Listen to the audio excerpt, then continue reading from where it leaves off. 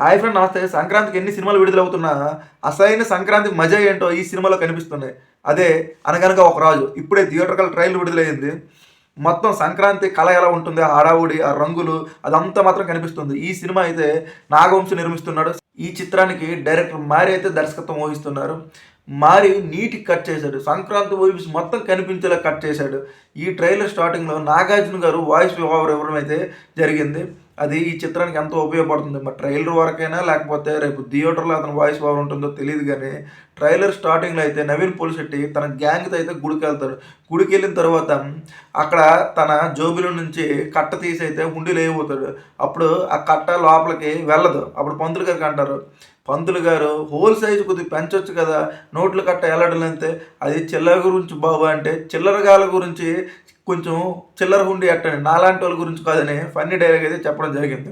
ఆ తర్వాత మీనాక్షి ఎంట్రీ ఉంటుంది. దగదగ మెరిసిపోయే నగలతో, చీరతో అయితే ఎంట్రీ ఉంది. హీరోయిన్ మీనాక్షి చౌదరి నవీన్ పోలిశెట్టికి ఒక మాట అడుగుతుంది, "మీకు ఫ్యూచర్‌లో అమెరికా ఎళ్ళే ఉద్దేశం ఏమైనా ఉందండి" అంటే, "ఏం మాట్లాడుతున్నారండి? నేను చిన్నప్పటి నుంచి అమెరికాలోనే పెరిగాను. ఇప్పుడే ఇక్కడ వచ్చాను.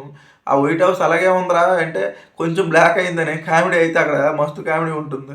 తరువాత మీనాక్షి చౌదరి నవీన్ పోలిశెట్టిని అయితే బ్రేకప్ చెప్తుంది. "మీరు అలా బ్రేకప్ చెప్పకండి.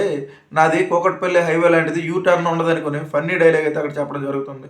ఆ తర్వాత వీళ్ళిద్దరు వాకింగ్‌లోట కుక్కపిల్ల "మీదే బ్రాండ్" అంటే హీరోయిన్ మీనాక్షి చౌదరి అంటుంది, "నాది కోల్డ్ వేరే" ఏదో చెప్తుంది. ఆ తర్వాత "మీదే బ్రాండ్" అంటే బ్లాక్ డాగ్ అని మందు బాటిల్ అయితే చెప్పడం జరుగుతుంది. ఫైనల్లీ చివరగా నవీన్ పోలిశెట్టి అయితే మీనాక్షి చౌదరిని అడగడం జరుగుతుంది, "మీ అమ్మాయిలకి ఏం ఫీలింగ్స్ ఉండవు కదా! లవ్ బ్రేకప్ అయిన తర్వాత ఎవరైనా సరే సిగరెట్ తాగి, గడ్డం పెంచి ఎప్పుడైనా చేశారంటే" హీరోయిన్ మీనాక్షి చౌదరి అంటుంది, "మాకు గడ్డం ఎందుకు వస్తుందంటే మీకు ఫీలింగ్స్ లేవు.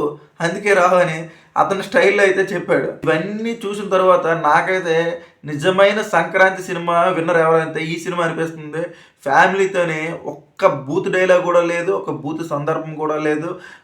క్లీన్ యూ సర్టిఫికేట్ అయితే ఈ సినిమాకైతే రావడం జరుగుతుంది. ప్రతి ఒక్కరు ఎంజాయ్ చేస్తారు ఈ సినిమాకి. జాతిరత్నాలకి దాదాపుగా 40,00,00,000 పైగా షేర్ కొట్టాడు ఈ చిత్రం అయితే.